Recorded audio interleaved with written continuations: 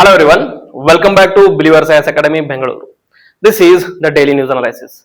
We'll discuss important articles from UPSC prelims, mains and interview perspective. So the first article for 7th October 2025. So the time is passing by in a flash. So use your time very well and prepare for your 2026 attempt with all your heart and soul. Okay. So the first article for today is from the front page of Hindu, and actually this has been covered by most of the newspapers and it is also trending in the Twitter, and even Prime Minister Modi has tweeted. So what is this? Attack on CJI Gawahi and the challenge to judicial independence. So recently there was an attack on Chief Justice of India, that is Gawahi, and we'll discuss what happened, why is this a bigger issue, and what are the things that has to be discussed from this. Okay, so first the incident. What was the incident? There was an advocate named Rakesh Kishore threw papers and allegedly attempted to throw hurl shoes at CJI BR Gawahi bench during the court proceedings. So there was a court proceeding being happening, and CJI Gawahi was sitting behind a glass seal and he tried to throw papers and then tried to hurl shoes at him. Why? We'll discuss before. He shouted slogans like linked to Sanatana, and the act is seen as a fallout of misinterpreted remarks by CJI in the Vishnu idol restoration case. I'll be bringing topic of the day, covering everything related to this one. What is the background to this? What is the context? How is a CJI allowed to give certain remarks like this? And what is the constitutional sanction behind these things? And also some points about content of the court. So there I will be discussing it detailedly. Now I will just discuss the current affairs. So CJI's response was that he was calm, composed, and the institutional action was this particular advocate. The Bar Council of India swiftly suspended the advocate under Advocates Act of 1961. So suspended by the Bar Council of India, and the act under which he was suspended was Advocates Act of 1961. The Supreme Court Bar Association called it a direct attack on judicial independence. So never before has there been a case where there were shoes being thrown at a CJI. There have been instances where the shoes were or some kind of things were thrown at a judge, but never has been an incident where such an incident happened with Chief Justice of India. Next, what is the constitutional dimensions?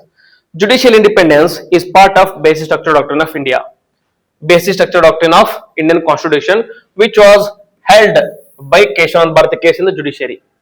And this particular act violates Article 50, which talks about separation of powers and the preamble values of secularism and justice.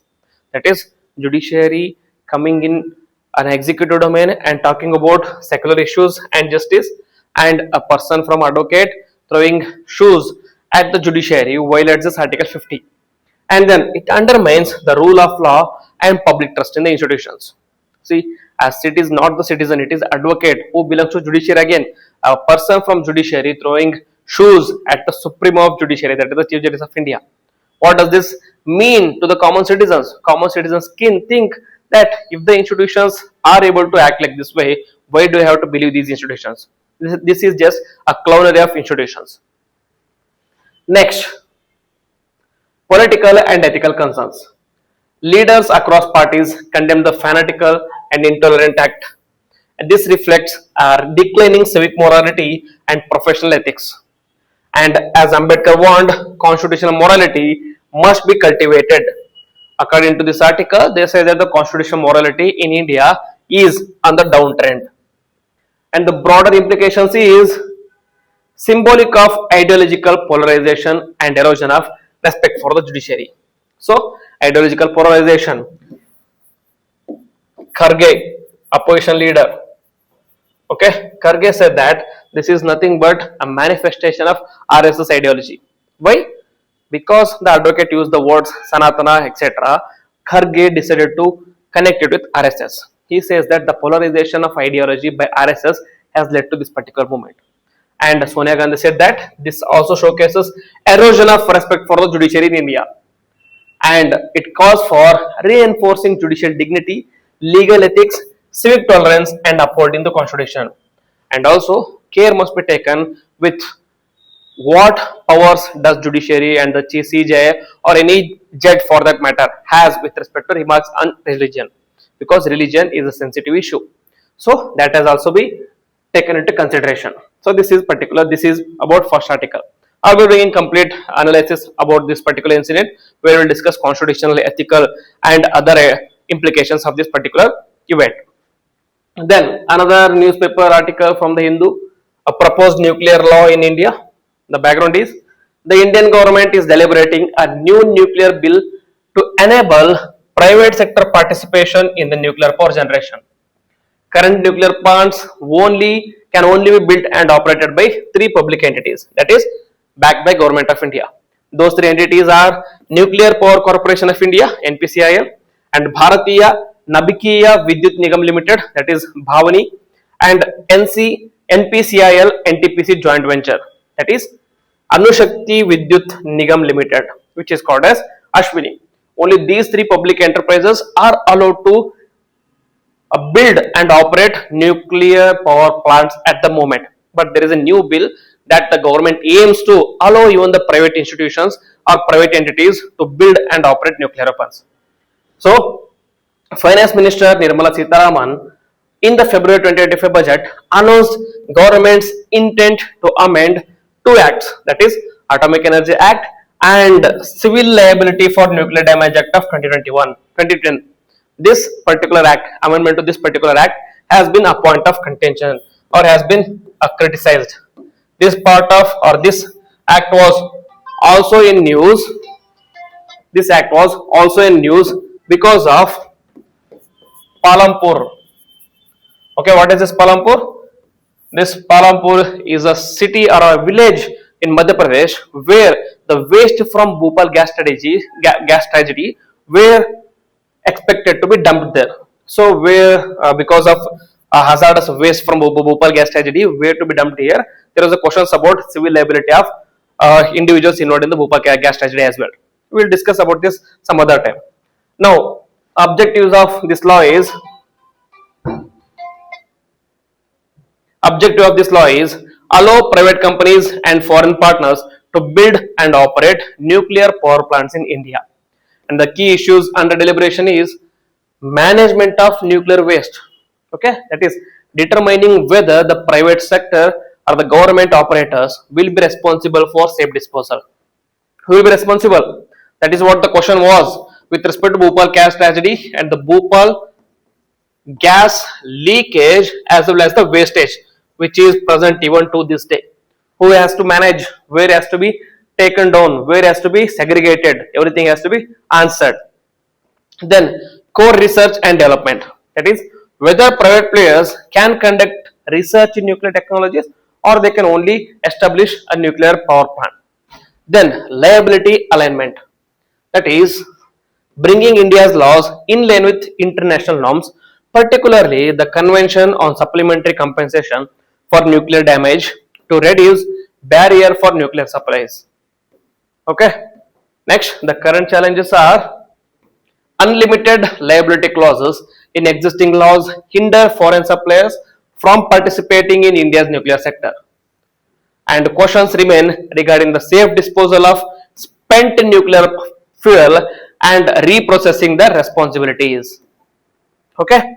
So, government's vision is 100 gigawatt of nuclear capacity by 2047 and the methods is importing foreign reactors, developing Bharat small reactors which is not conventional reactors but this is smaller scale which requires less capital, which requires less land, which also will produce less wastages.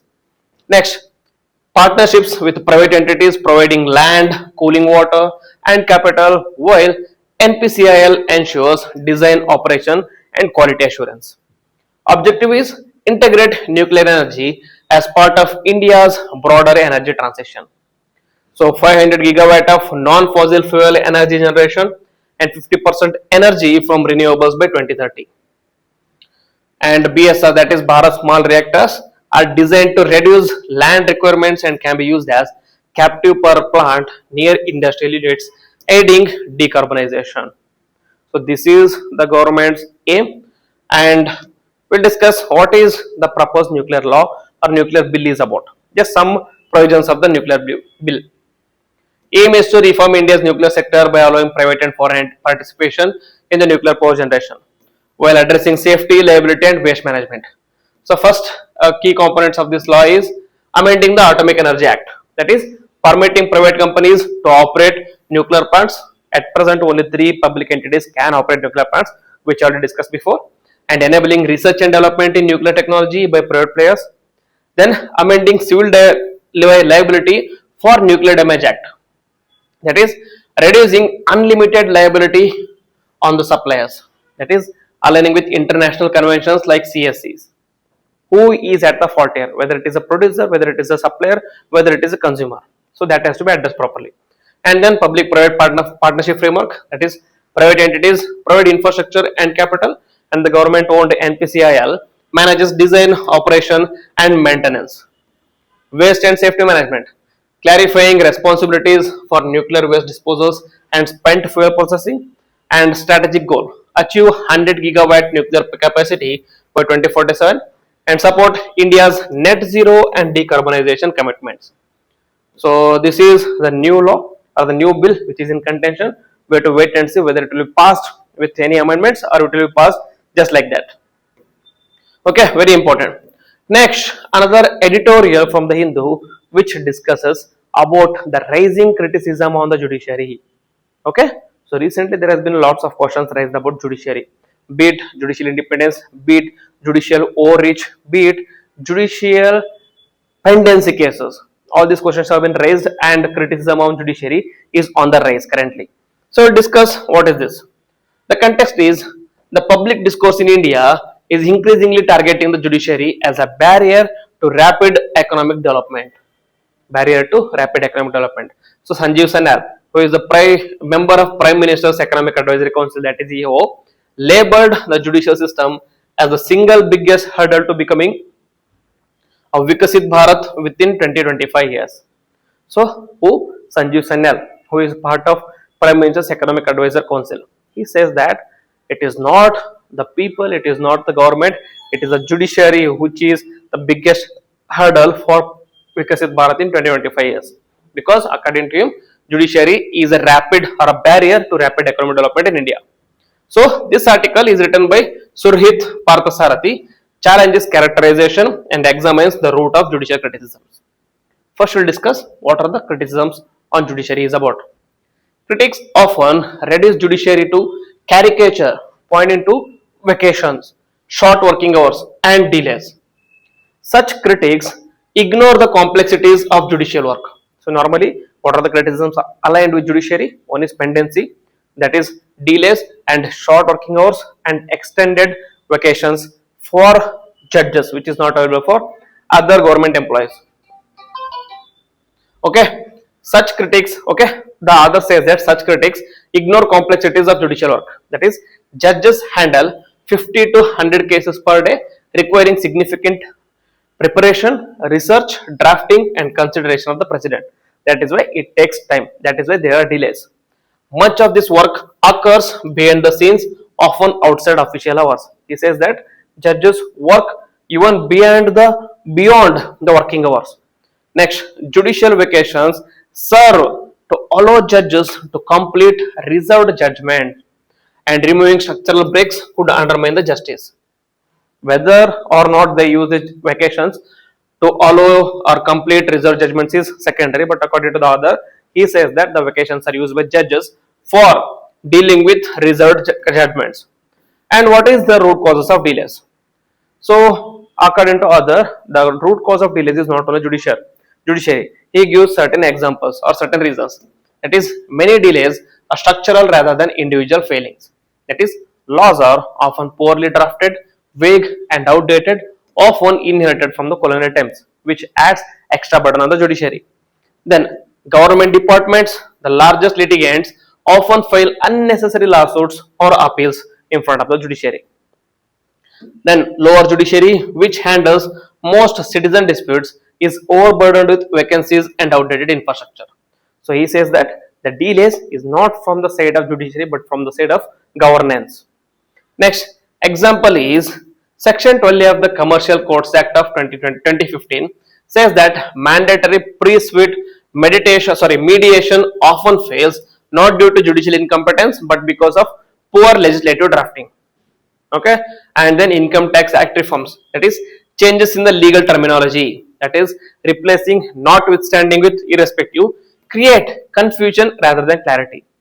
Okay, so he says that because of the legal loopholes that have been created by the government, that have been created by the laws, adds extra burden on the judiciary, which results in delays. Next, the real picture according to the author, that the judiciary mirrors failures in governance, legislation and administrative practices. Courts are independent checks on executive power. Weakening them undermines constitutional democracy. So you shouldn't criticize the judiciary, instead you should criticize the real perpetuators of these failures, that is governance, legislation and administrative practices.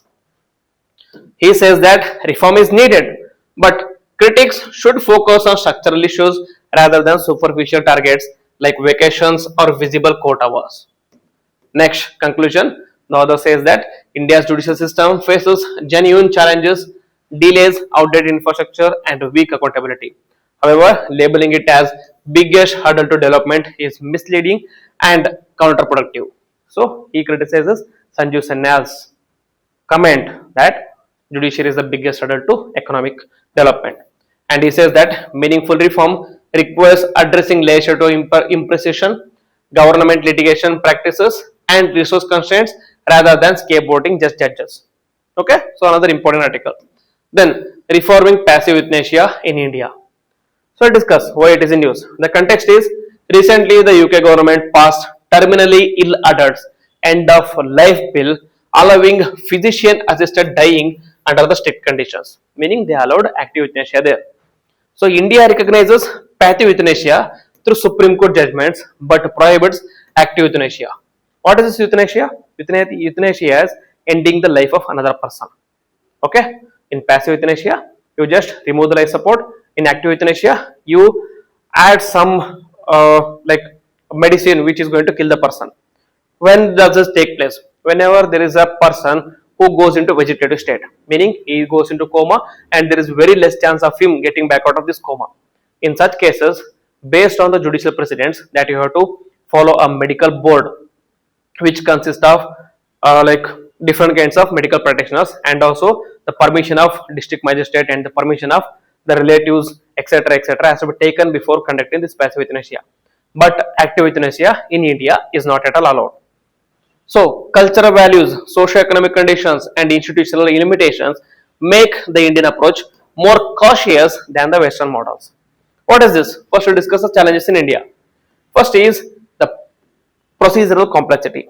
That is, legal recognition exists, but advanced directives, dual medical board approvals, and judicial oversight makes the implementation very slow. Okay, so though the legal precedent is there, though the judiciary has put a precedent, but there has to be dual medical boards. First, one medical board had to approve, and then it has to go to another medical board, and there has to be judicial oversight with the district magistrate, and also there has to be a living will which has to be created by a person before going to the vegetative state. All this complicates the issue. Then practical inaccessibility, that is terminally ill patients and families face delays, forcing informal and sometimes legally risky decisions, and healthcare limitations, that is fragmented and under-resourced systems, lack of universal palliative care and high treatment cost complicate end-of-life decisions. The high treatment cost complicate end-of-life decisions. The question is this: how do you decide whether that terminally ill patient is never going to get back to normal, or is he going to be in vegetative state all the time? So that is one of the issue which has to be addressed properly. So many of times there are issues or there are chances that this particular euthanasia or active euthanasia, if allowed, can be misused by relatives for various reasons such as property disputes, etc. So as a result, this is a issue in India. Then ethical concerns, that is active euthanasia could pressure vulnerable populations, especially the elderly, disabled and financially dependent, to opt for death. Okay, obviously the people like this disabled, financially dependent and elderly people feel themselves as a burden on their family. So they want their family to be relieved of this burden. As a result, they can opt for active euthanasia if active euthanasia is allowed. Then judicial caution that Article 21 guarantees right to life and personal liberty and also right to life with dignity. But the Supreme Court maintains a distinction between allowing death and causing death has to be maintained. So, in this article, the author proposes certain reforms for passive euthanasia. One is digital tool and national portal. That is advanced directory registered online linked with author for verification, and patients can create, update or revoke directives easily. Next, hospital ethics committees includes senior doctors, palliative care specialists, and neutral third parties as well to decide the condition of the patient. Authorize withdrawal of life support within 48 hours, exceptional cases flagged for further review. And then oversight mechanism that avoids cumbersome state level ombudsman, use decentralized hospital based review and digital dashboards, independent medical auditors or health commissioners with statutory backing may be alternatives as well. In the safeguards, 7-day cooling off period is provided, should be provided, and psychological counseling and palliative care review, just in case that it is not misused, and prevent misuse and ensure informed decisions, especially for vulnerable populations, and awareness and medical education. Integrate end of life care, ethics, and legal training in medical curricula, and public campaigns to normalize advanced care planning and decision making. So, according to the author, the way forward should be India should refine passive euthanasia procedures rather than adopting active euthanasia, such as digitally driven, hospital centric, and transparent processes can make end of life decisions efficient, humane, and legally safe. This also ensures patient empowerment, respects Indian cultural values, and safeguards against exploitation. And it aligns with constitutional promise of dignity in dying. Okay, under Article 21. So this is an important article. Next, prelims pointers. The first prelim pointer is about Prime Minister Setu theme, that is PM skilling and employability transformation through upgrading ITIs. PM Setu scheme. It was launched at Kaushal Dikshant Samaroha Vigyan Bhavan in New Delhi. It is a centrally sponsored scheme, meaning 100% is not provided by the center. It is shared by center and states. With 60,000 rupees crore investment, aim is to transform 1,000 government ITIs into modern industry-aligned training institutions. Hub and spoke model, that is 200 hub ITIs linked to 800 spokes, that is hubs with advanced infrastructure, incubation centers, training and placement facilities. Next, introduces new demand-driven courses, revamps existing ones, and sets up special purpose vehicles with the anchor industry partners for outcome-based training. A very important initiative considering India's ambition to become a developed country by 2047. For that, India has to get the best out of India's demographic dividend. For that, India's demography has to be skilled, has to be employable. Next, strengthens 5 national skill training institutes at Bhubaneswar, Chennai, Hyderabad, Kanpur, and Ludhiana as centers of excellence with global partnerships. Backed by World Bank and Asian Development Bank funding, and first phase focuses on Patna and Darbhanga ITIs. Goal is enhance employability, bridge skill gaps, and foster innovation and entrepreneurship among ITI graduates, which is the most necessary thing for India at the moment. And the last article or the last prelims pointer of the day is Tikir tribe, Nagaland. The context is Tikir Tribal Council recently requested inclusion of Tikir aspirants in the Nagaland Police Constable recruitment, highlighting the issues of representation and inclusivity. Demographics is indigenous Naga tribe in Nagaland, primarily in Nokalak district, and the population is just 7,537 people according to 2011 census. Some Tikir communities reside across the Myanmar border as well, and listed as scheduled tribe in India. And the language is they speak Naga Imchunguru language, that is Naga Imchunguru, which is part of Tibetan Burmo language family, like most of the Naga languages. And the Eastern culture is historically headhunters. Prestige was linked to number of enemies killed. Okay, headhunters. and now primarily an agricultural community relying on farming for livelihood. As a small tribe, Tikir sometimes face harassment from the larger neighboring tribes. Okay, and the religion and belief is majority converted to Christianity after missionary influence. Many retain the elements of folk religion alongside Christianity. Next, the festivals are Songlakni. Songlakni, which is a main Thikir festival observed from 9 to 12th October every year. And the purpose is sanctification of the shield, which reflects a cultural heritage and community bonding. So these kind of tribes which are in use, there are high chances that these kind of tribes can be asked in the prelims as a simple question in the prelims. So just note it down. Have an idea about these kind of tribes, which state they belong to, and what is their religion, and what is their economic occupation. So these are the articles which I want to discuss with you today. If you like the video, then please hit the like button, comment on it, and also share with your friends. And if you're new to the channel, please subscribe to the channel and click on the bell icon so that you don't miss any notification. With this, I will end the video. Jai Hind, Jai Karnataka.